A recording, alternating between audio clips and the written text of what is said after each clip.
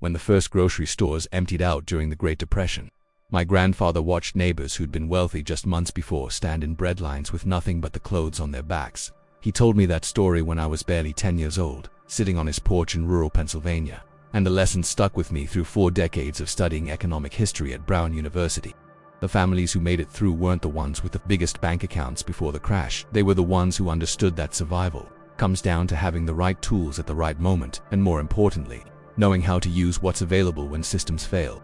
That principle holds true whether we're talking about 1929, the 2008 financial crisis, or the supply chain disruptions we've witnessed in recent years that left shelves bare across American cities within 72 hours of panic buying.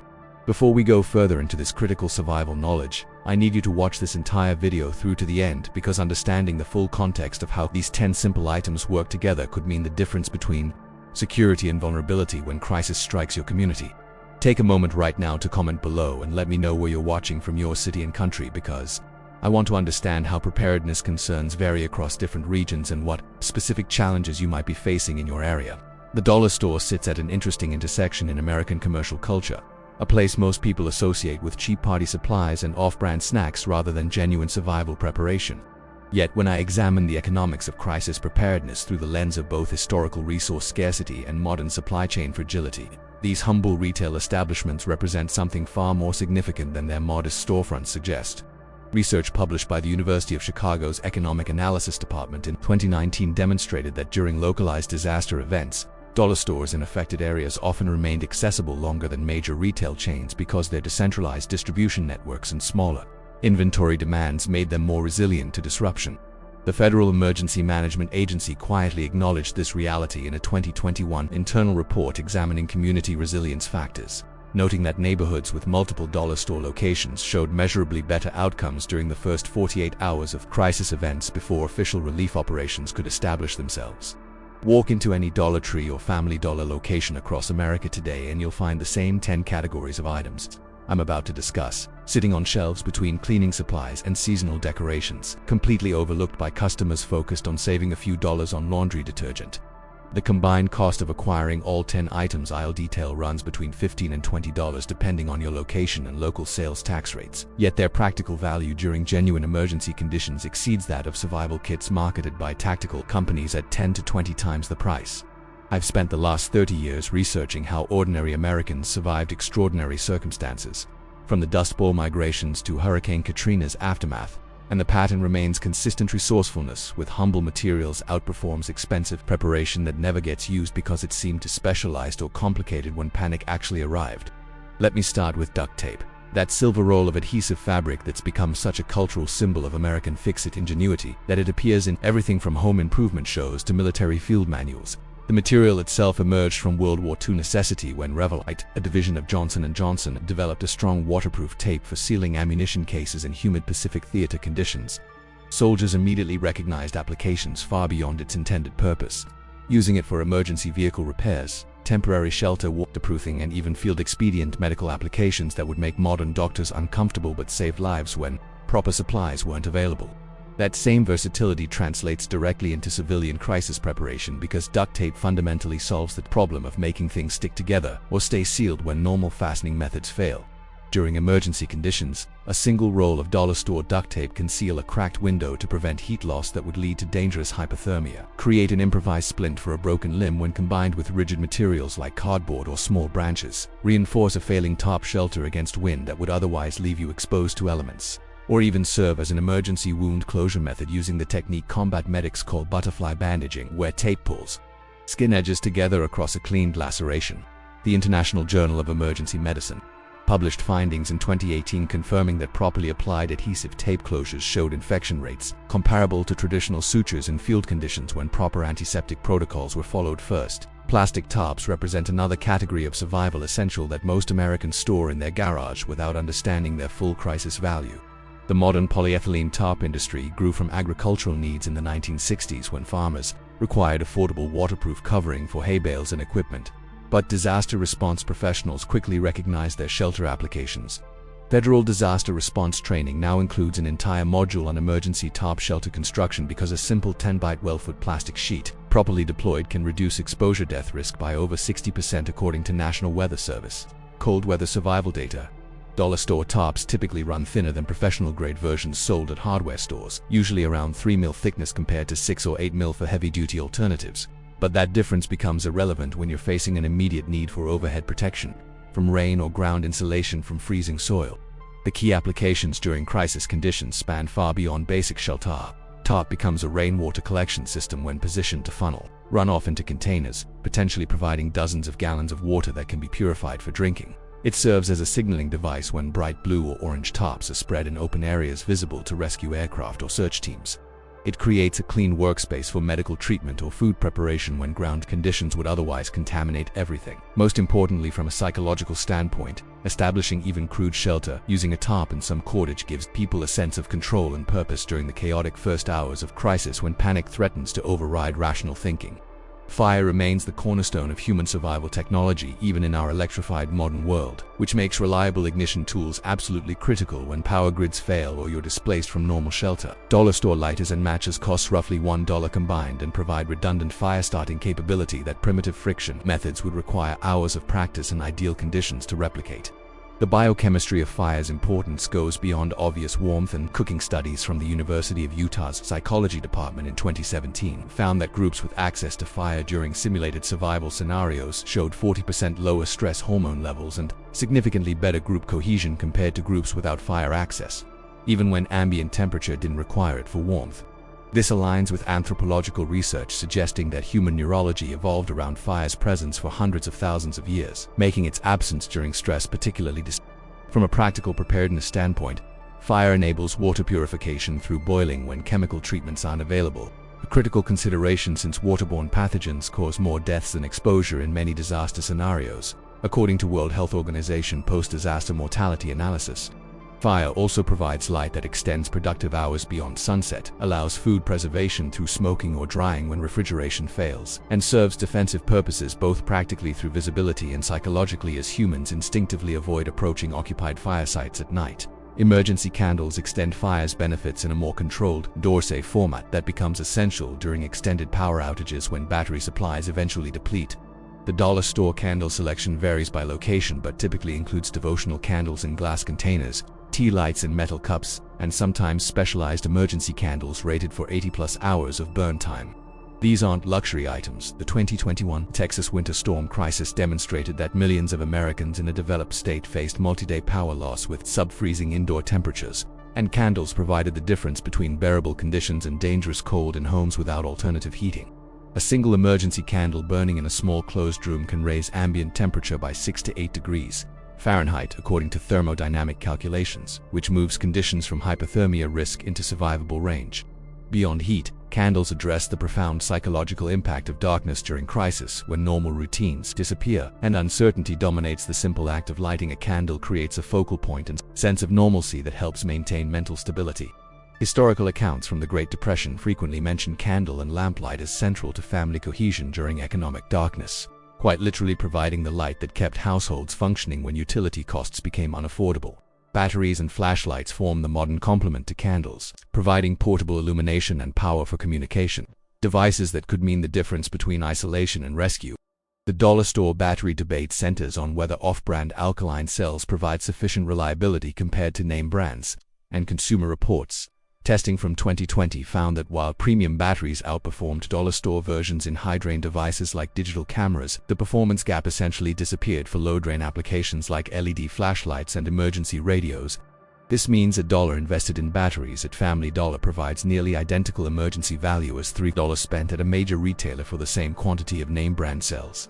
The strategic importance of flashlights during crisis extends beyond simple visibility. Working flashlight signals occupancy and awareness that deters opportunistic threats during civil disorder, enables safe navigation through damaged structures where broken glass and structural hazards hide in darkness, and provides the focused light needed for medical treatment or mechanical repairs that become impossible in dim conditions.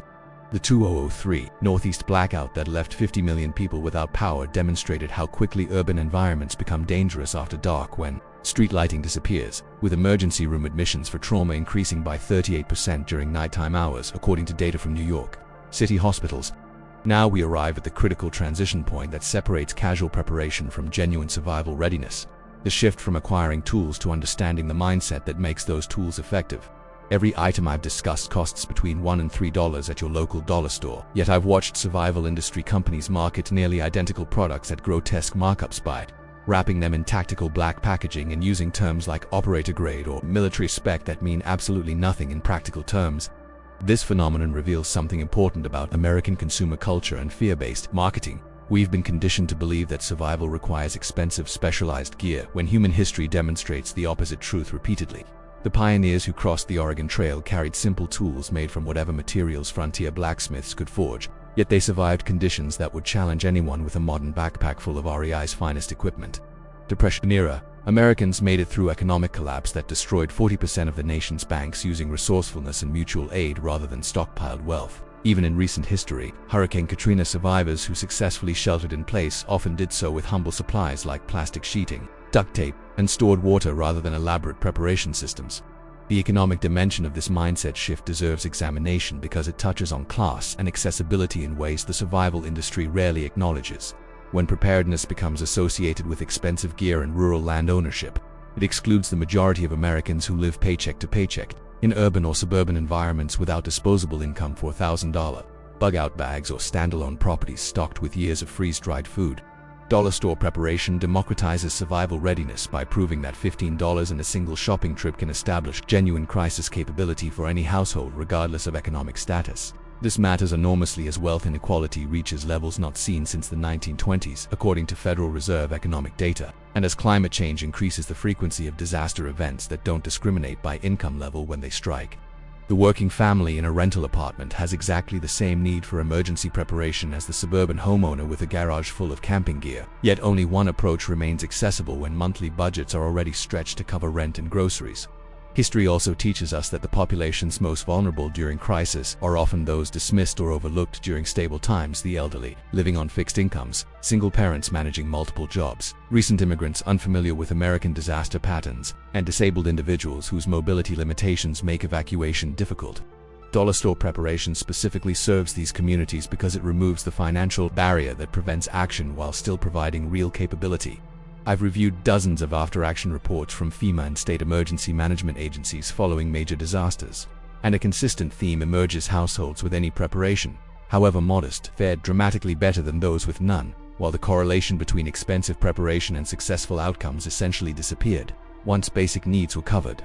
The difference between having duct tape versus not having it is enormous during crisis. But the difference between dollar store duct tape and premium hardware store duct tape approaches zero when you're actually using it to seal a broken window at 2 in the morning while temperatures drop. The 5 items I've covered so far address immediate physical survival needs like warmth, shelter, fire, and light. The obvious requirements that most people naturally consider first when thinking about emergencies.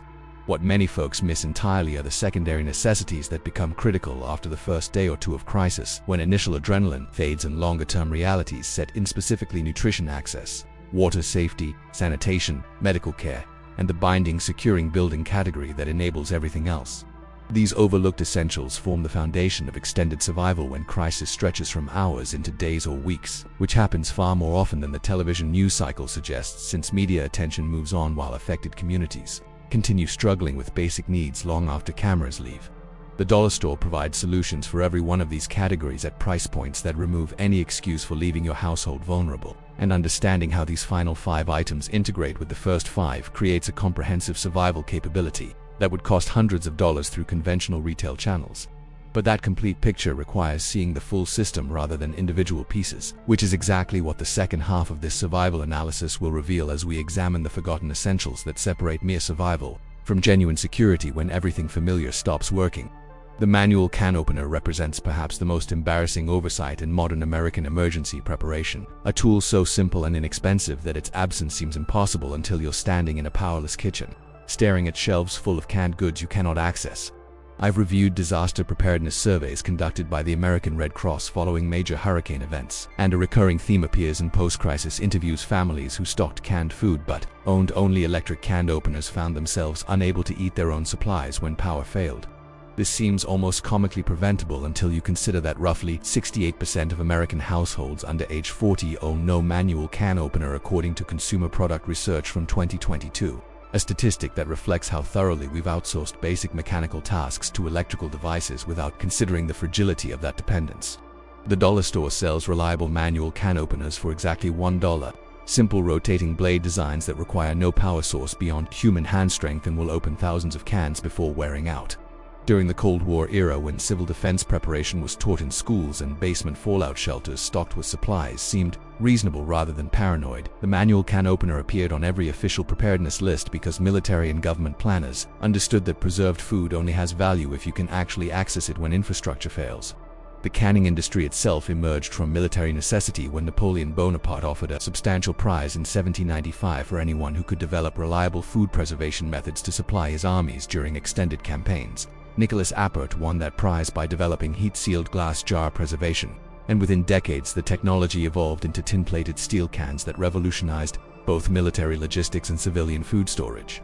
By the late 1800s, canned goods had become staples in American households, particularly in urban areas where daily fresh food access was less reliable than in rural farming communities. What makes canned food particularly valuable for crisis preparation isn't just shelf life measured in years rather than days, it's the fact that properly canned items are already cooked during the preservation process, meaning they can be consumed cold if necessary when fuel for heating isn't available or indoor fire presents carbon monoxide risks in confined spaces.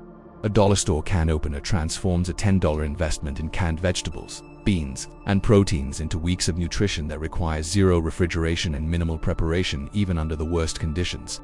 The psychological comfort of familiar food during crisis also cannot be overstated. Research from disaster psychology specialists at the University of Delaware found that access to normal foods rather than emergency rations significantly reduced stress responses and improved decision-making quality among displaced populations during the weeks following Hurricane Sandy in 2012. Bleach occupies a special category in survival preparation because its applications extend far beyond the laundry and cleaning purposes most Americans associate with those distinctive white plastic bottles. Small bottles of regular unscented household bleach, the kind containing 6% sodium hypochlorite without additives or fragrances, cost approximately $1 at dollar stores and provide water purification capability for hundreds of gallons when used correctly. The Centers for Disease Control publishes specific guidance on emergency water disinfection using bleach 8 drops per gallon of clear water or 16 drops per gallon of cloudy water, followed by 30 minutes of contact time before consumption. This simple chemical treatment eliminates the bacteria, viruses, and parasites that make untreated water sources deadly during crisis conditions. When municipal treatment plants fail or you're forced to collect water from questionable sources like streams, ponds, or even swimming pools. The 2014 water crisis in Flint, Michigan demonstrated how quickly modern water systems can become compromised, leaving hundreds of thousands of people without safe drinking water for months while authorities struggled to address infrastructure failures and contamination. Residents who understood bleach-based purification could treat water from alternative sources while those dependent entirely on bottled water faced severe shortages and price gouging. Beyond water purification, bleach addresses sanitation challenges that become life-threatening during extended crisis when sewage systems fail and normal waste disposal becomes impossible. The same sodium hypochlorite that kills pathogens in drinking water also disinfects surfaces, toilet facilities, and contaminated materials to prevent the disease outbreaks that historically killed more people than the disasters themselves in pre-modern crisis events. Cholera, typhoid, and dysentery epidemics regularly followed floods, earthquakes, and hurricanes throughout the 19th century because populations didn't understand the connection between sanitation and disease transmission. Even in recent American disasters like Hurricane Katrina, infectious disease became a serious secondary threat in areas where flooding contaminated water, supplies, and disabled sewage infrastructure for weeks.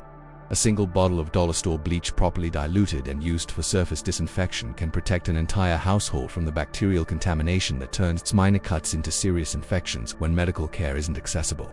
This connects to historical healing practices that understood cleanliness prevented sickness even before germ theory provided the scientific mechanism. Traditional medicine across cultures emphasized washing, purification, and keeping wounds clean using whatever antiseptic substances were available, from vinegar to alcohol to plant compounds with antibacterial properties. Heavy-duty trash bags might seem like an odd inclusion in survival essentials until you understand their versatility under crisis conditions where single-purpose items become luxuries you cannot afford to carry or store.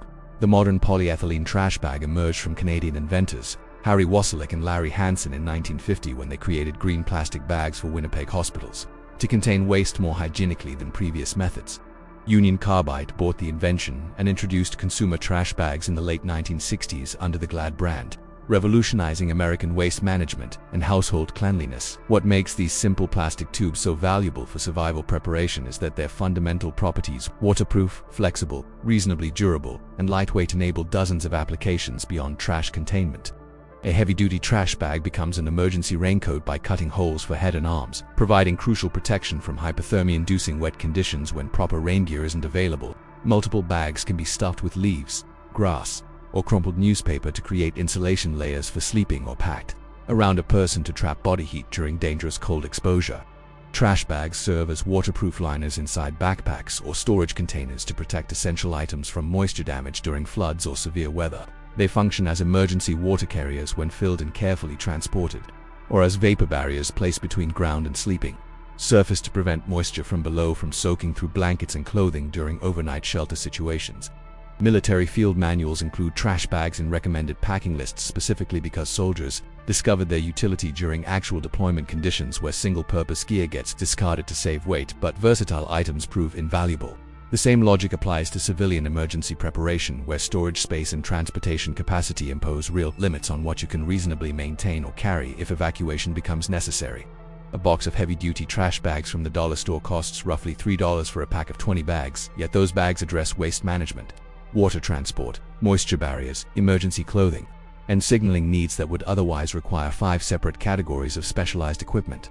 This multiplication of function from simple materials represents the core principle of effective preparation on limited budgets. Prioritize items that solve multiple problems rather than accumulating single-purpose tools that might never address your actual needs when crisis arrives. If this information is helping you understand how accessible real preparedness can be, take a moment to hit the like button and subscribe to this channel so you don't miss future survival and history content. Make sure to activate the notification bell so you're alerted when new videos drop, and comment below with your city and country so I can understand where this community is watching from and what specific regional challenges you face that I should address in upcoming content. First aid supplies from dollar stores won't match the comprehensive medical kits sold through emergency supply companies, but they provide the essential wound care and minor injury treatment capabilities that address the vast majority of medical situations you'll actually face during crisis conditions. The dollar store first aid section typically stocks adhesive bandages in various sizes, antiseptic wipes or hydrogen peroxide, medical tape, gauze, pads, and sometimes basic pain relievers like acetaminophen or ibuprofen. These items combined cost approximately $5 to $6 and create functional treatment capability for cuts, scrapes, burns, blisters, and minor injuries that become serious problems if left untreated when professional medical care isn't accessible. Historical medicine understood that preventing infection was often more important than sophisticated treatment. Florence Nightingale's reforms during the Crimean War in the 1850s focused primarily on cleanliness and basic wound care, reducing mortality rates by 2/3 simply by emphasizing hand washing, clean bandages, and proper sanitation.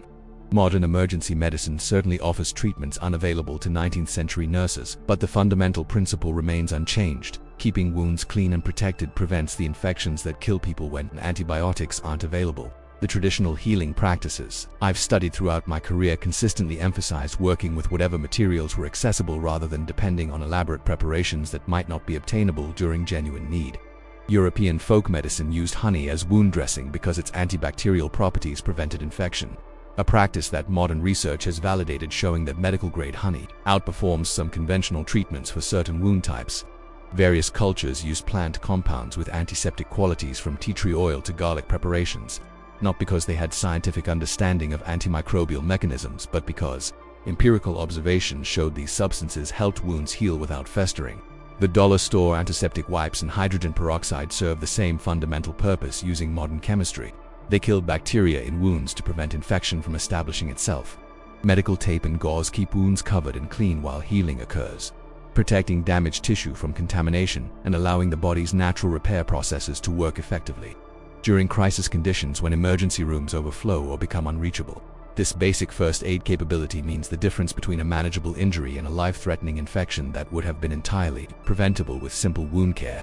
Rope, twine, and bungee cords form the final category of dollar store survival essentials, addressing the binding and securing needs that enable everything from shelter construction to equipment management to improvised tool creation.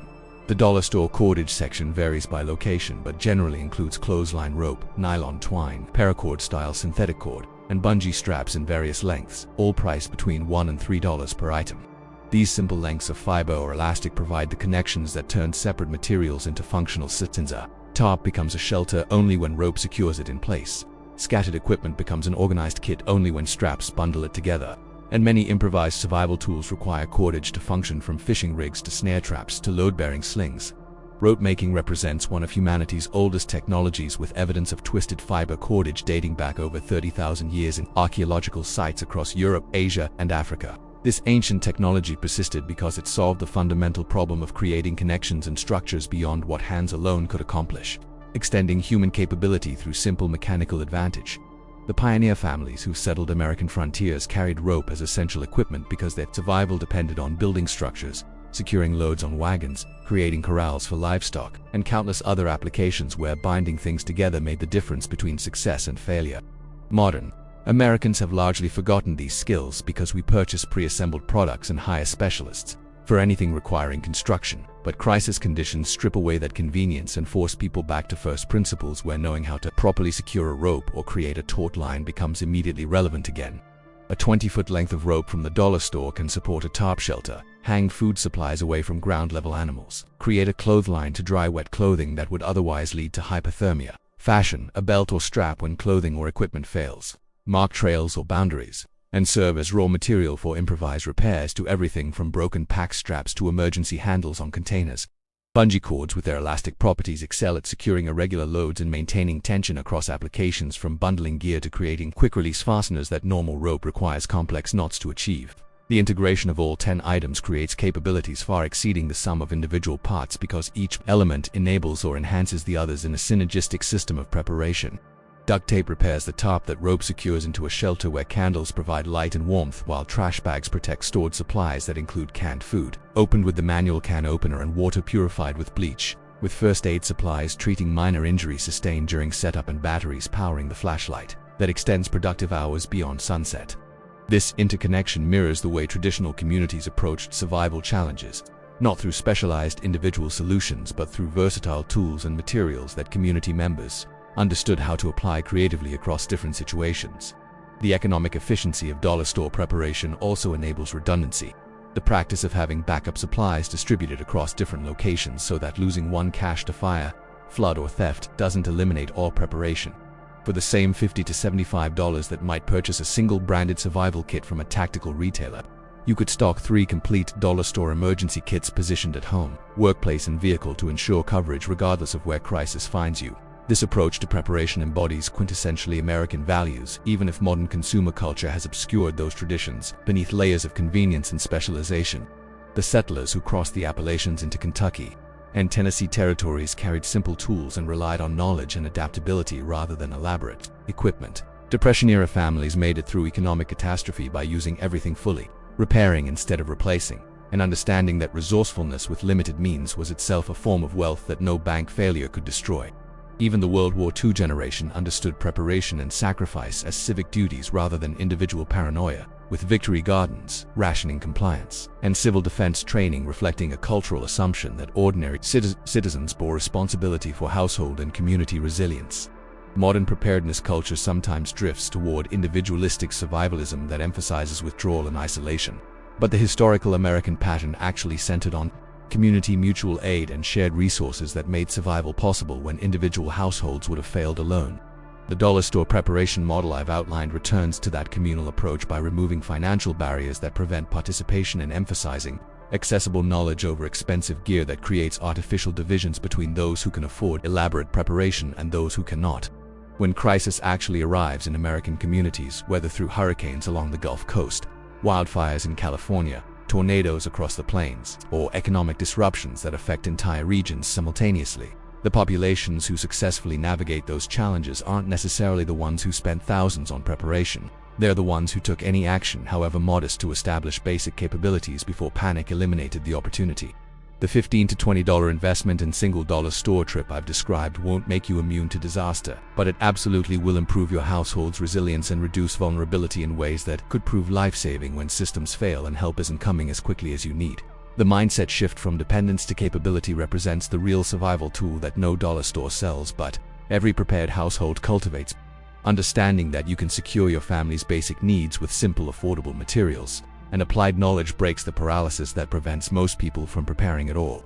The excuses disappear when preparation costs less than a single restaurant meal and requires no special skills beyond the willingness to spend an hour acquiring supplies and learning how to use them.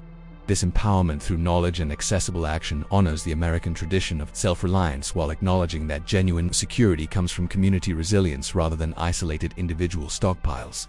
The families who weather coming storms, whether economic, environmental, or social, will be those who prepared before panic hit, who understood that survival favors the resourceful over the wealthy, and who recognized that 10 simple dollar store items properly understood and deployed provide real capability when everything familiar stops working, and you must rely on your own hands and mind to protect what matters most.